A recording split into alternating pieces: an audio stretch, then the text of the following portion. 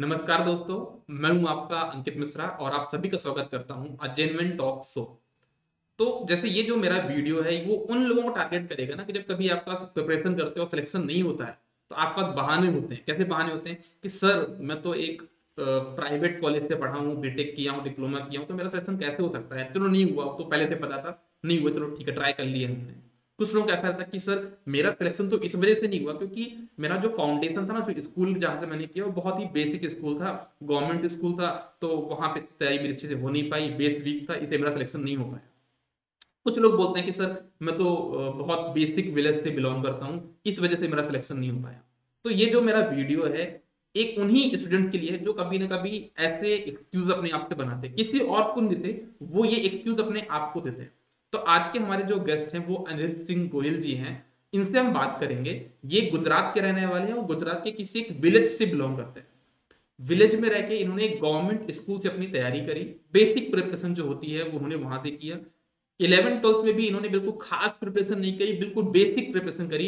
Even इनको 11 twelfth में तो ये भी नहीं पता था कि आईआईटी और के लिए कोई एग्जाम होता है, आईआईटी डे नीट का कोई एग्जाम होता है, तो इनको ये भी नहीं पता था। जब ये बीटेक के फर्स्ट सेकेंड ईयर में आए तब इन्हें पता चला कि अरे ऐसे कुछ भी एग्जाम होते हैं जो हमको कभी पहले फाइट करने चाहिए थे। तो इन सब सारी चीजें बात करेंगे। प्राइवेट कॉलेज से उन्होंने बीटेक किया है ना, जैसे आप लोग बताना चाहूंगा मैं आप लोगों को। फिर जैसे इनको पता चला आईआईटी के बारे में तो उन्हें आईआईटी एग्जाम्स के लिए गेट की प्रिपरेशन करना स्टार्ट करी और एक अच्छी रैंक के साथ यहाँ पे गेट रैंक में आए और आज एक पीएचडी में सर्व कर रहे हैं।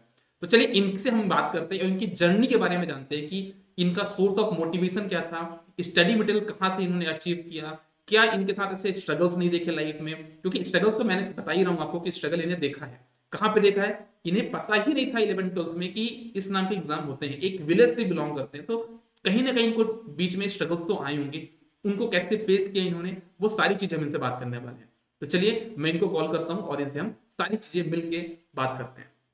आपके जो भी डाउट्स हो तो वो आप मुझसे कमेंट सेक्शन में यहाँ पे पूछ सकते हैं। मैं इन्हें कॉल कर लेता हूँ, जस्ट अ सेकेंड।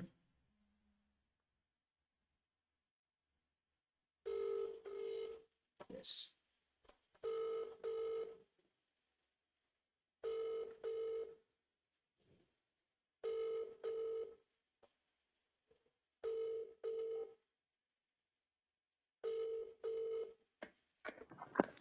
हेलो।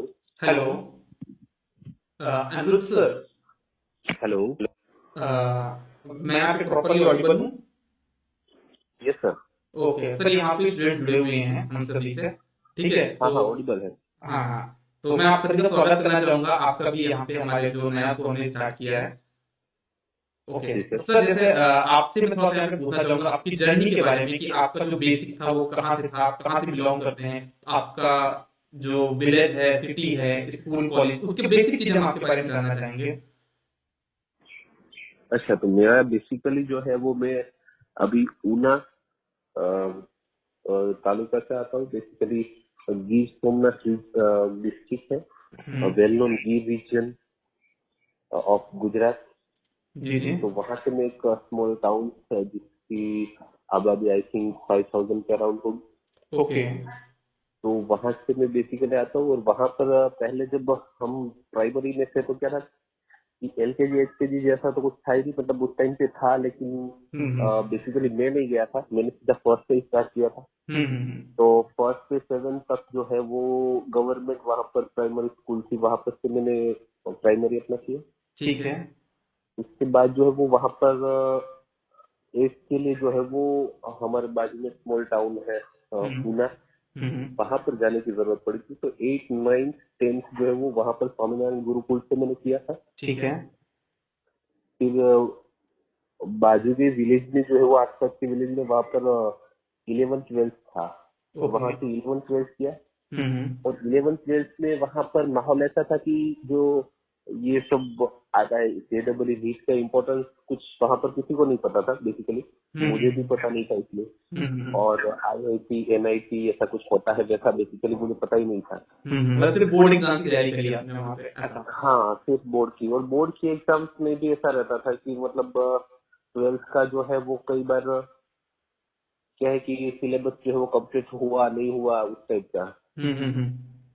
तो फिर जो है वो फिर भी जो है वो कुछ ठीक ठाक परसेंटेज आए, तो सबने बोला कि यार इंजीनियरिंग करनी चाहिए, इंजीनियरिंग करनी चाहिए। तो इंजीनियरिंग का डाला, सबसे पूछा था कि कौन सी इंजीनियरिंग करनी चाहिए। तो उसमें बेसिकली सबने मोस्टली मैकेनिकल, इलेक्ट्रिकल, सिविल, ये जो है एवरग्रीन ब्रांचेस माना जाता है। तो उसके बारे में जो है वो मैंने 3 ब्रांचेस डाली थी। बेसिकली मेरा इंटरेस्ट क्या है वो तो मुझे पता ही नहीं था, क्योंकि वहां पर जो है वो इतना ज्यादा रिसर्च वगैरह कुछ किया नहीं था, और आसपास के लोग भी ऐसे नहीं थे कि वो गाइड कर पाए। तो बेसिकली 3 ब्रांचों में ऑलमोस्ट सभी कॉलेज में डाला। तो उसमें से जो है वो इलेक्ट्रिकल इंजीनियरिंग में मेरा प्राइवेट एक कॉलेज है राजकोट में, मारवाड़ी एजुकेशन करके, वहां पर जो है वो मेरा इलेक्ट्रिकल इंजीनियरिंग में जो है वो मतलब एडमिशन हुआ। और मेरी बेस पे, और वहां पर क्या मेरा CFWS फीस से हुआ था, ट्यूशन फी वेवर स्कीम। तो tuition fee waiver scheme basically अगर स्टूडेंट्स को पता ही होगा, अगर नहीं पता है तो उसमें क्या रहता है कि 5% स्टूडेंट जो है वो हर एक क्लास में ऐसे रहते हैं कि जिसके परसेंटेज अच्छे हैं उसको 4 साल की फीस जो है वो माफ की जाती है। Okay okay. ठीक है, तो उसको 4 साल की फीस नहीं भरनी पड़ती, तो मुझे 4 साल की फीस नहीं भरनी पड़ी थी। प्राइवेट कॉलेज था, और बेसिकली 60 का क्लास था, तो उसमें 3 स्टूडेंट ऐसे रहते हैं जिसको फीस नहीं भरनी है, बाकी के 57 स्टूडेंट को जो है वो फीस भरनी रहती है। तो वहां से सेकेंड ईयर में जब आया इंजीनियरिंग को, तो मुझे वहाँ के प्रोफेसर ने एमटेक PhD वगैरह कुछ IIT से किया हुआ था, तो उसका नॉलेज अच्छा रहता है। बेसिकली मैंने देखा उसका वैल्यू भी जो है वो थोड़ा ज्यादा रहता है। तो फिर मैंने पता लगा है कि IIT वगैरह होता क्या है, तो मैंने थोड़ा गूगल वगैरह से सर्च किया, फिर प्रोफेसर से मिला, कुछ दोस्तों से जिसको पता था उसको थोड़ा डिस्कस किया, मतलब इधर उधर से जो है वो IIT, NIT ये सब की इंफॉर्मेशन ली सेकेंड ईयर में। तो सेकेंड ईयर में मुझे पता चला अच्छा ऐसा भी कुछ होता है। तो फिर मैंने पता लगाया कि उसमें एडमिशन कैसे लेते हैं, तो पता चला कि बीटेक के लिए एडमिशन के लिए तो आपको 12th के बाद ही एडवांस वगैरह क्लियर करके जाना होता है। तो 12th वैसे भी मेरा चला गया था, मैं इंजीनियरिंग के सेकेंड ईयर में आ गया था। तो फिर जो है वो एमटेक के लिए जो है वो किसी प्रोफेसर ने बताया था कि आप एमटेक के लिए जो है वो गेट की प्रिपरेशन कर सकते हैं। गेट की प्रिपरेशन करते हैं और अच्छा रैंक आता है तो आपको जो है वो एमटेक के लिए एडमिशन मिल सकता है IIT में। मैंने कहा चलो भाई बीटेक तो नहीं हो पाया, वो तो चांस चला गया। अब जो है वो एमटेक की प्रिपरेशन के लिए, मतलब एमटेक IIT से करने के लिए स्टार्ट कर। तो मैंने जब थर्ड ईयर स्टार्ट हुआ, थर्ड ईयर में आपने स्टार्ट किया प्रिपरेशन?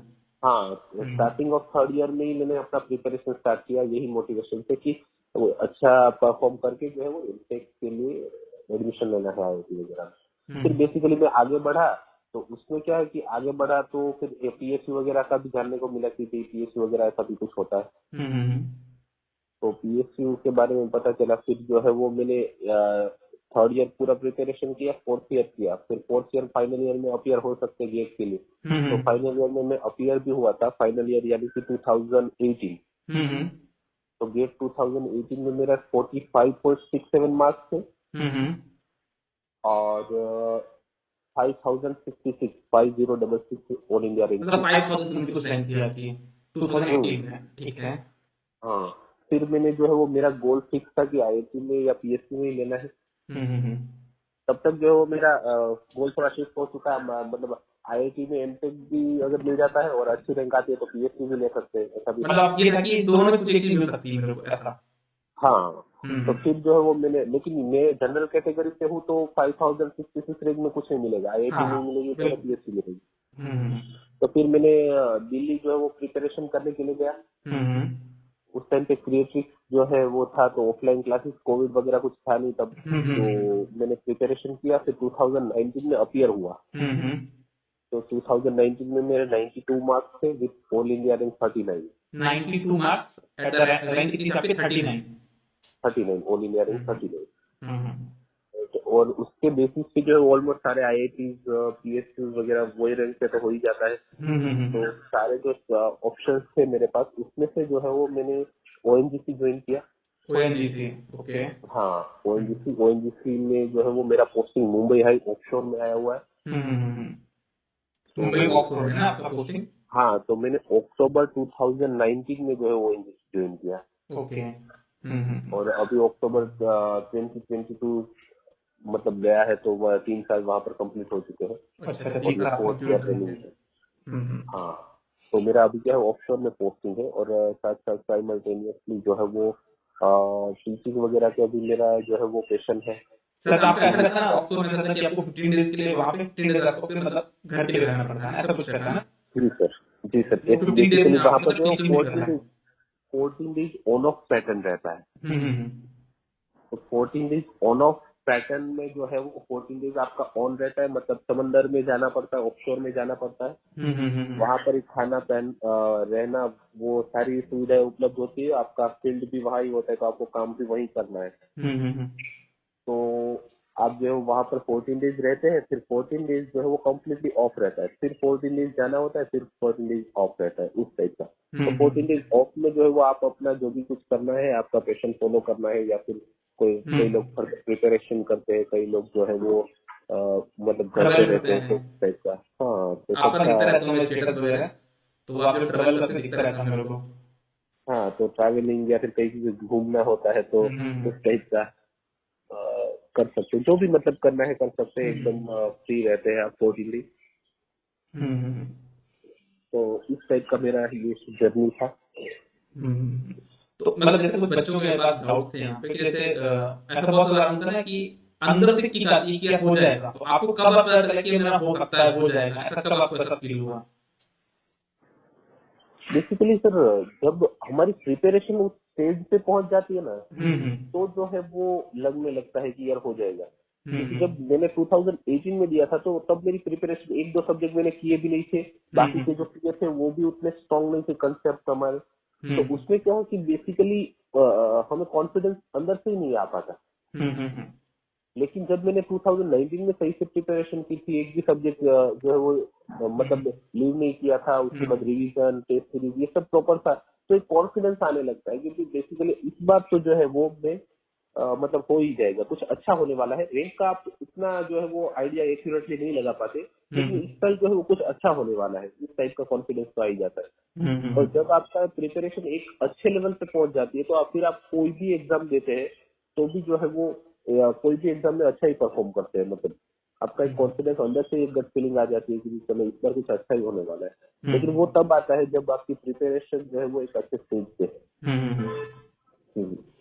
सर जैसे अगर मैं आपसे पूछना चाहूँ कि जैसे जो गेट की तैयारी जो बच्चे कर रहे हैं, ठीक है, तो उनकी ऐसी कौन सी 3 चीजें होंगी जो कि उनको जरूर करनी चाहिए, प्रिपरेशन फेज में जरूर अटेम्प्ट करना चाहिए, जरूर करना चाहिए वो चीज, 3 चीजें? 3 चीजें सर ऐसी है, मैं as far as my opinion, कि फर्स्ट जो है वो आप टेस्ट सीरीज को कभी अवॉइड मत कीजिए। कई ओके। स्टूडेंट्स का क्या रहता है कि बेसिकली वो चाहते हैं कि मेरी अच्छे से प्रिपरेशन हो जाए ना, तब मैं टेस्ट दूंगा। जैसे कोई सब्जेक्ट है पर्टिकुलरली इलेक्ट्रिकल मशीन है, तो वो मेरा मशीन जो है वो मैं 3-4 बार रिवाइज करके अच्छे से पढ़ के उसके बाद ही मैं टेस्ट दूंगा। तो भी अच्छे से पढ़, देखिए अच्छा सा हो जाएगा कोई सब्जेक्ट, फिर तो उसके बाद तो टेस्ट की भी जरूरत नहीं है। हमें अच्छा करना है, इसीलिए टेस्ट की जरूरत है। तो उसमें क्या है कि स्टूडेंट मोस्टली जो है वो ऐसा टेंडेंसी रखते हैं कि जब आपके शेड्यूल में टेस्ट आ रहा है तो आप दे दीजिए, भले ही आपके 2 मार्क्स ही आए 25 में से 25 मार्क्स का टेस्ट है, फॉर एग्जाम्पल 2 या 3 मार्क्स आ रहे, फिर भी ठीक है, आपको बहुत चांसेस है कि वहां पर से आप सीख सकते हैं। लेकिन अगर जो है वो आप ऐसे टेस्ट को अच्छे से करने के लिए रखेंगे, तो इंजीनियर की लाइफ में आपको पता होगा कि इंजीनियर की लाइफ में कभी सही से कुछ होता नहीं। बिल्कुल बिल्कुल। तो सही से नहीं होता, तो सही से का वेट करते रहते हैं और टेस्ट सीरीज छूट जाती है, मतलब मतलब ये वो है कि लास्ट अच्छा करने के चक्कर में टेस्ट अटेम्प्ट ही नहीं कर पाते वो। हाँ अटेम्प्ट ही नहीं कर पाते, तो उससे बहुत नुकसान होता है। वो एक्यूरेसी स्पीड वगैरह का आइडिया ही नहीं मिल पाता। तो अच्छे से जो है वो कभी वेट नहीं करना है, अच्छे से कभी होगा ही नहीं, अच्छे से करने के लिए हमें टेस्ट देनी है। एक बार अच्छे से हो गया उसके बाद तो टेस्ट की भी जरूरत नहीं। सेकेंड चीज मैं कहूंगा कि क्लास नोट जो है वो कभी अवॉइड नहीं करनी चाहिए। अभी क्या है कि अभी ऑनलाइन वगैरह का जमाना है, तो पीडीएफ, पीपीटी, दूसरे मटेरियल, काफी सारे कोचिंग वगैरह के मटेरियल ये वो वगैरह मिलता ही रहता है। तो उस चक्कर में जो है वो कई स्टूडेंट क्या है कि अब लेजीनेस की वजह से क्लास नोट जो है वो बनाना छोड़ देते हैं। ठीक है, अपने हाथ से लिखी हुई क्लास नोट जो है उसका फायदा अलग ही रहता है।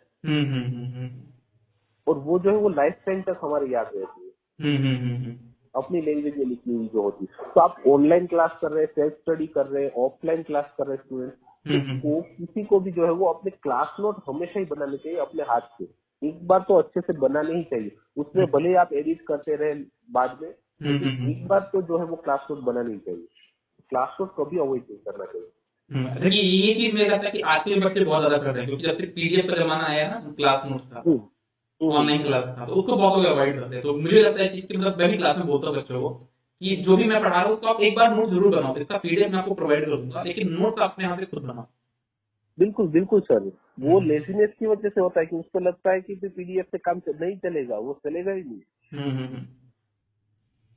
और थर्ड चीज है वो मैं कहना चाहूंगा कि रिवीजन। रिवीजन जो है वो कई बार क्या स्टूडेंट्स करते हैं कि सब सब्जेक्ट हो जाते हैं, इसके बाद रिवीजन स्टार्ट करते हैं। तो सारे सब्जेक्ट होने के बाद रिवीजन नहीं स्टार्ट करना है।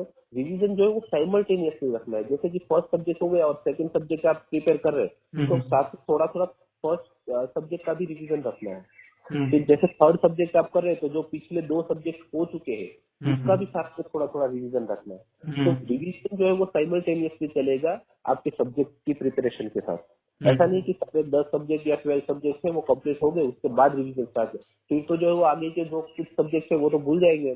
बिल्कुल बिल्कुल, ऐसे मिस्टेक बहुत ज्यादा लोग करते हैं, बिल्कुल सही बोला आपने चीज।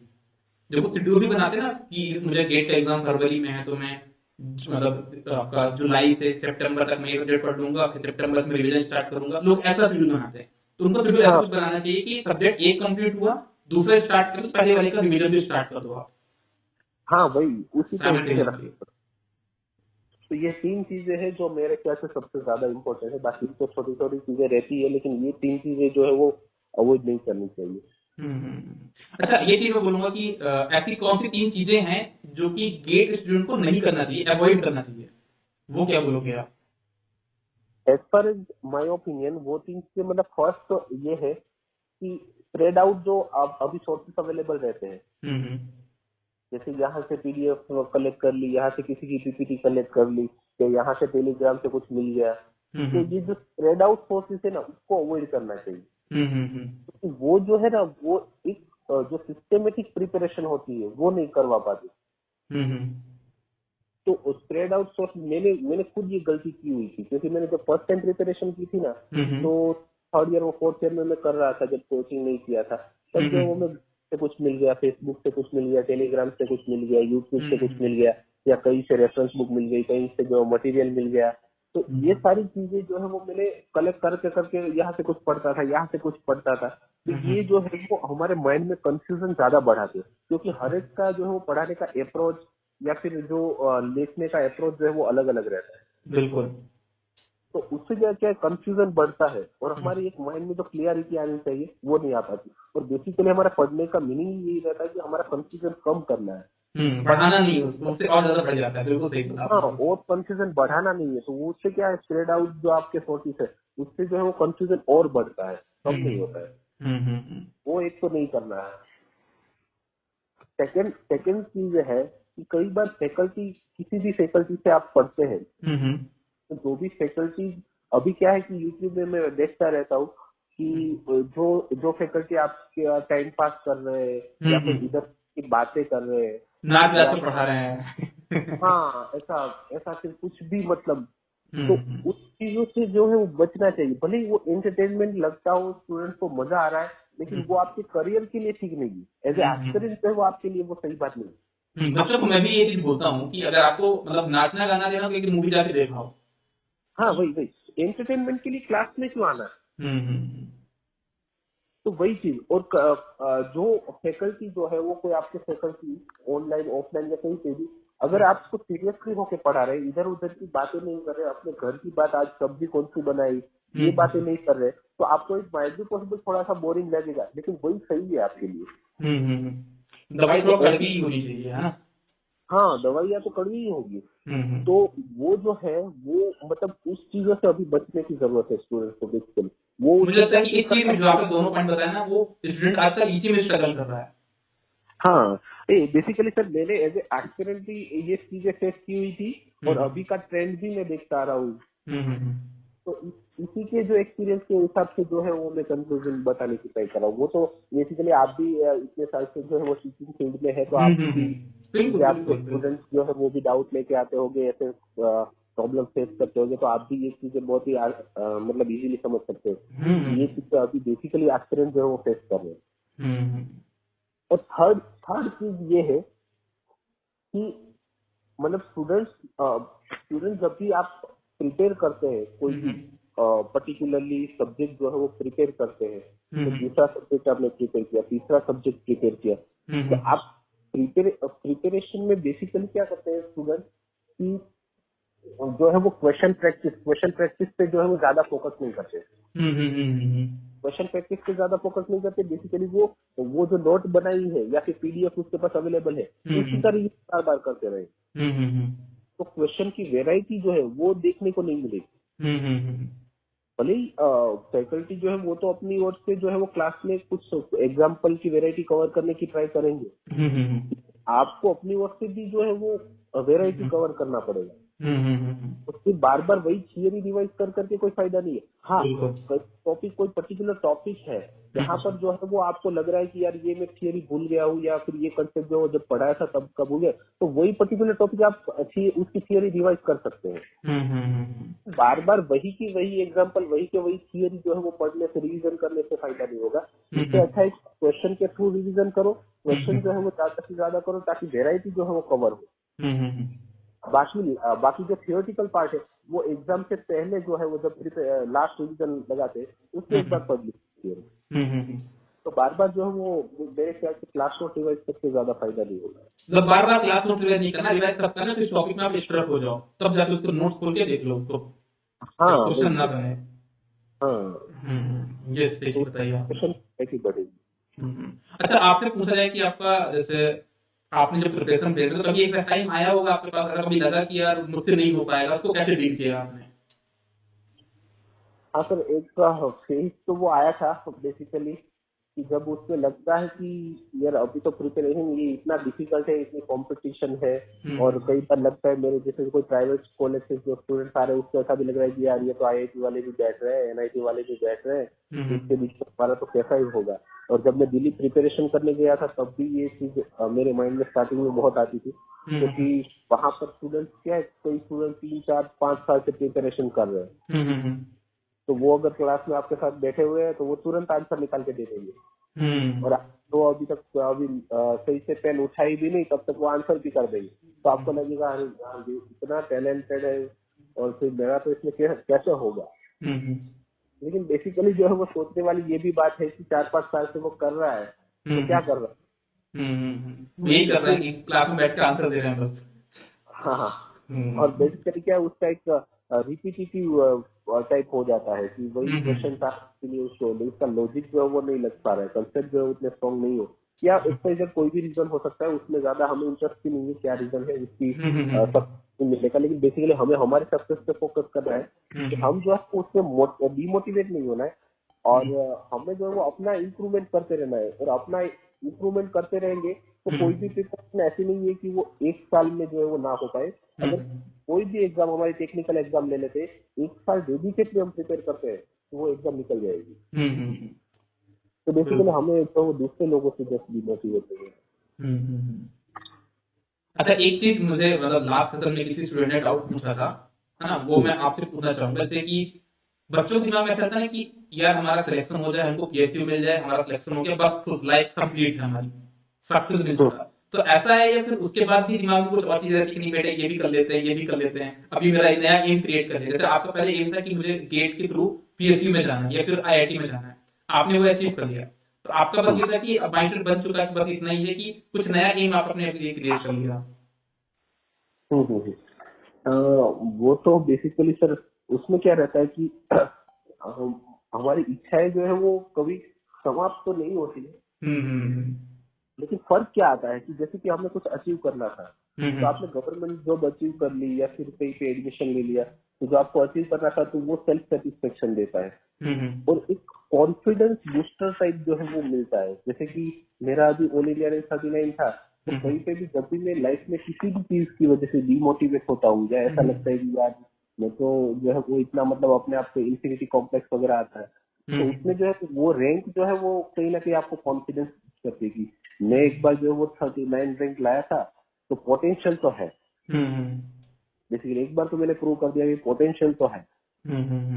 और दूसरी चीज ये है कि जब भी आप गवर्नमेंट जॉब करते हैं तो आपको सोशल रिस्पेक्ट जो है वो लोगों का देखने का नजरिया जो है वो बदलता है।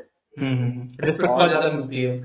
हाँ, लेकिन प्रॉब्लम जो है वो दूसरी आना स्टार्ट होता है। ये प्रॉब्लम जो है वो खत्म हो जाती है, दूसरी प्रॉब्लम्स भी आती है, ऐसा नहीं कि प्रॉब्लम्स नहीं आती। अभी जो है वो प्रैक्टिकल चीजें जो है वो सीखने में थोड़ा ज्यादा हमें फोकस करना पड़ता है, वो चीजें थोड़ी सीखनी जैसे पड़ती कि है। मुझे लगता है कि आप ऑफशोर में जाते हैं तो वहां तो मोबाइल फोन भी अलाउड नहीं होता होगा, राइट? हाँ, तो मोबाइल फोन अलाउड नहीं है। ये चीज है, तो तो वहाँ मतलब पर आपको मोबाइल, प्रैक्टिकल नॉलेज भी वहां पे गेन करना पड़ता है, उसके लिए भी पढ़ना पड़ता होगा चीजों को। हाँ, उसके लिए थोड़ा सा हमें एफर्ट डालने पड़ते हैं, तो वो भी एक लर्निंग फेज ही है पूरा। लेकिन लर्निंग फेज में भी ऐसा है कि जब हम प्रिपरेशन करते हैं तो थियोरेटिकल पार्ट ज्यादा लर्न करते हैं, और यहाँ पर प्रैक्टिकल चीजें जो है वो ज्यादा थोड़ा लर्न करते हैं। और बेसिकली जब आप थोड़ा सा टाइम जाता है तो फिर आपका मैरिज वगैरह का प्रेशर रहता है, फिर फैमिली साइड से और रिस्पॉन्सिबिलिटी आना भी स्टार्ट हो जाती है। एस्पिरेंट जो है वो इतनी रिस्पॉन्सिबिलिटी नहीं होती है। तो ये चीजें जो है वो थोड़ा सा मतलब कि एक प्रॉब्लम जो है वो जो एस्पिरेंट्स की लाइफ वाले प्रॉब्लम्स जो है जो कि फाइनेंशियली प्रॉब्लम्स रहते हैं, फाइनेंशियल प्रॉब्लम जो है वो एकदम से कम हो जाते हैं। अब एकदम फाइनेंशियली चिल है, कहीं पे भी आप अच्छा, आपका जैसे फाइनेंशियल की बात की तो आपका मतलब अभी पूछना तो नहीं चाहिए, लेकिन पूछ लेता हूँ तभी बच्चों को अच्छा लगेगा कि आपका अभी कितना मतलब सैलरी अमाउंट कितना बनता होगा, कुछ ऐसा कुछ? सर मैंने जब ज्वाइन किया था 2019 में, तब जो है वो मेरा 19.48 लाख पैकेज था पर एनम। कितना था? 19.48 19.48 लाख पर एनम। हाँ। और अभी जो है वो मेरा 23 लाख है। 23 लाख है। हाँ, चलिए बढ़िया, मतलब ये है कि फाइनेंशियल दिक्कत तो अब तो किसी तरीके से नहीं होगी मेरे ख्याल से। बाकी हाँ, वो तो सफिशिएंटली सर फैसिलिटीज वगैरह भी इतना प्रोवाइड करता है कि आपकी फाइनेंशियली दिक्कतें नहीं होगी। लेकिन हाँ कि थोड़ा प्रैक्टिकली जो है वो थोड़ा सीखना पड़ता है, बेसिकली जो है वो आपको इन्वॉल्वमेंट रखना पड़ता है। और अगर नहीं भी सीखेंगे तो गवर्नमेंट जॉब में ज्यादा तो कुछ होने वाला नहीं है, आपको कोई निकाल तो सकता नहीं है, तो वो भी नहीं है। लेकिन हाँ थोड़ा थोड़ा सबके साथ रहने के लिए जो है वो थोड़ा ये लर्निंग वाला पार्ट और ये सब जो है वो थोड़ा सा रखना पड़ता है। बाकी तो जो है वो एस्पिरेंट की लाइफ में जो प्रॉब्लम्स होती है, मैं अभी की लाइफ और एस्पिरेंट की लाइफ को अगर मैं अपने आप को कंपेयर करूँ तो एस्पिरेंट जो चैलेंजेस है उससे तो काफी बेटर है, उससे बहुत ज्यादा बेटर है। हाँ। लेकिन बेसिकली लोगों को क्या लगता है कि यार ये भी नहीं ये भी नहीं है, उसको क्या है कि अब जब उसके पास साइकिल थी तो उसके साइकिल से जो है वो मारुति सुजुकी की कार पे आ गए तो उसको BMW अभी दिख रही है। वो ये भूल जाते हैं कि यार साइकिल पे थे तो वहां से जो है वो मैं यहाँ तक आ गया तो वो बहुत बड़ी बात है। तो हम जो और देखेंगे तो हमें लगेगा कि यार अभी लाइफ काफी बढ़िया है, एकदम चिल है। लेकिन अगर आप नजर जो मर्सिडीज BMW पे रहेगी तो आप हमेशा दुखी रहेंगे कि यार ये भी नहीं है मेरे पास।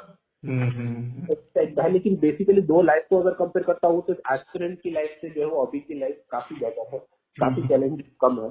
हालांकि चैलेंजेस जीरो नहीं है लेकिन काफी कम है। चलिए ठीक है, आपसे बात करके अच्छा लगा। आपसे एक सेशन हम लोग और करेंगे जिसमें आपका ही रहेगा, जिसमें हम OMG से भी जो आपकी लाइफ है ना, जो ऑफशोर में कैसा क्या सिस्टम रहता है, आप प्रैक्टिकली चीजें बच्चों को बताना, क्योंकि मुझे लगता है कि वो कहीं पे भी अवेलेबल नहीं है आपके पास यहाँ पे। तो वो आप मुझे जरूर बताना कि वहाँ की जो लाइफ है, ट्रांसफॉर्मर कैसे लगे हुए हैं। थोड़ा बहुत आप चाहो तो बता सकते हो, जिससे बच्चे नेक्स्ट सेशन का वेट करेंगे। श्योर श्योर, उसमें काफी बेसिकली इंटरेस्टिंग भी है कि वहां पर सिस्टम ऑफशोर में सिस्टम प्रैक्टिकली कैसे काम करता है। ऑफशोर में क्या है कि नेटवर्क वहां पर जो है वो बेसिकली अवेलेबल नहीं रहता, मोबाइल अलाउड नहीं है, तो बेसिकली बाहर के लोगों को जो है वो ग्राउंड रियलिटी पता नहीं रहती है। तो वो भी डिस्कस करेंगे। और स्टूडेंट की इंस्पिरेशन के लिए जो है वो अगर एस्पिरेंट्स चाहते हैं तो उसके लिए हम वहां पर जो फैसिलिटीज क्या क्या प्रोवाइड करते हैं, किस टाइप की बेसिक लाइफ जो होती है वो क्या, उसको भी हम डिस्कस कर सकते हैं।